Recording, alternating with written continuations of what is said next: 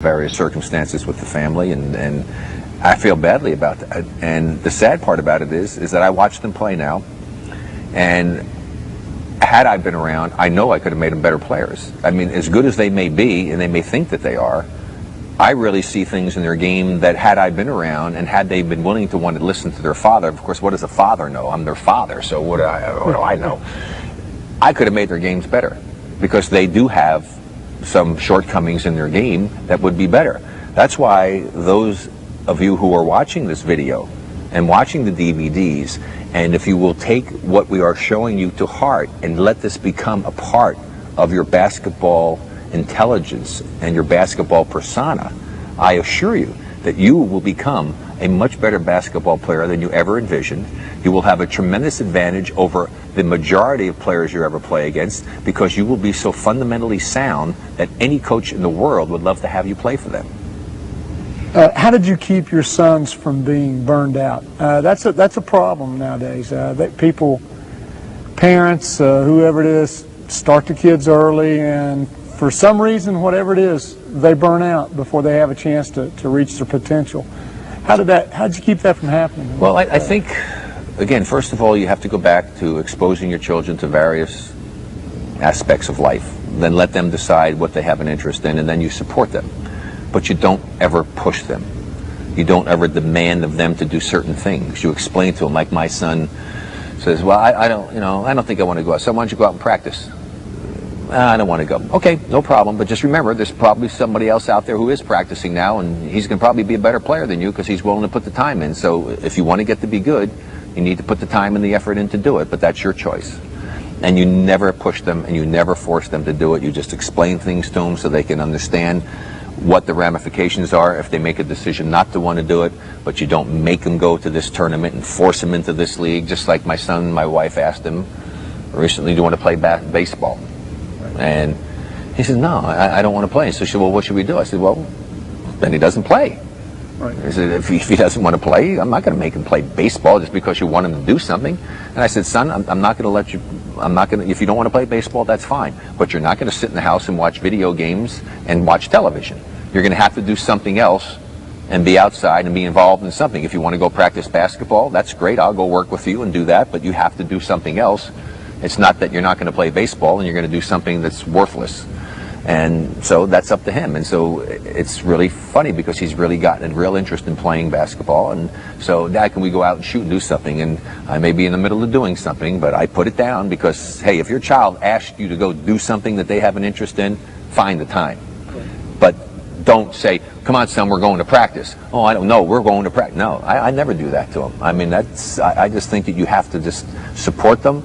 Don't push them, and then they're not going to get burned out because they're doing what they want to do. If a child wants to do what they want to do, it's amazing the energy that they have. They won't get burned out. Where they get burned out is if you're forcing them to do something they really don't want to do. Right.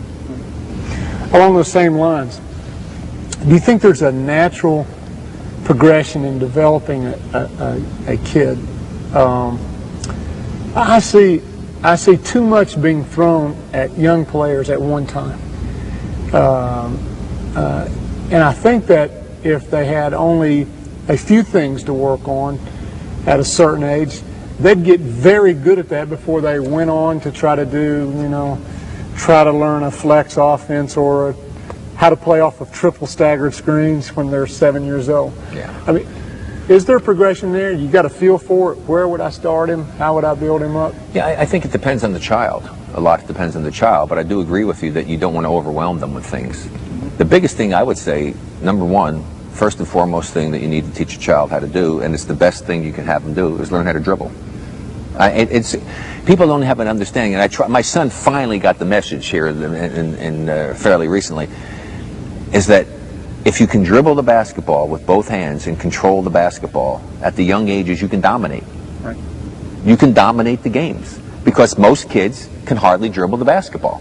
And so, to me, the most simple, basic, fundamental thing to learn first for young kids is dribbling the basketball. The first video that somebody should buy from Better Basketball is the dribbling video. Learn how to dribble the basketball. And then just keep working those drills, working as you go. I mean, and it's amazing how young. I mean, heck, the one kid that's on the video, that's what he's doing. I'm going, man. I said, son, come here, watch this. And it's amazing what they can do if they practice. And so I said, you see, you think that he was born with that ability? No. This young man went out here and practiced and worked on it. But that's the best thing that they can do, is learn how to do that. And then I think the shooting. You have to learn the fundamentals of shooting. But what you need to do is get them on a lower basket. So that because for a young kid to try to get it, they have to throw it. They can't shoot the ball at a 10-foot basket. So get them on a lower basket and something that they can learn how to do the fundamentals of that. If you can dribble it and you can shoot it, you can play it. The other things, or you want to learn how to do all the other things as well, and that's the refinements. But if you can dribble and shoot, they're going to be a team that wants you. Very simple. If you were a young developing player, what would you do differently? If you had it over to do again? I would. Oh, considering considering today's game. Oh yeah, no. If I were there, I would buy the Better Basketball one-on-one video or DVD, and I would take your section on. Well, two things. I'd buy the dribbling one first, and then I would go and study the one-on-one with the dribble on the Better Basketball video, because that was not my game. My game was not off the dribble. Hey, I could dribble it up the floor for a big man and lead the break and make some passes and do a crossover dribble. That was it. That was the extent of my ball handling skills. And everybody talked about, hey, I mean, he could really handle the ball for a big guy. I mean, nowadays I'd be rank amateur. So I would have to learn how to handle the basketball better. I would study those tapes. I have my son looking at him doing this now. My little guy said, son, you better study, learn how to do this. Your dad can't teach you how to do this. And learn how to do those things to have, again, building up the arsenal, right?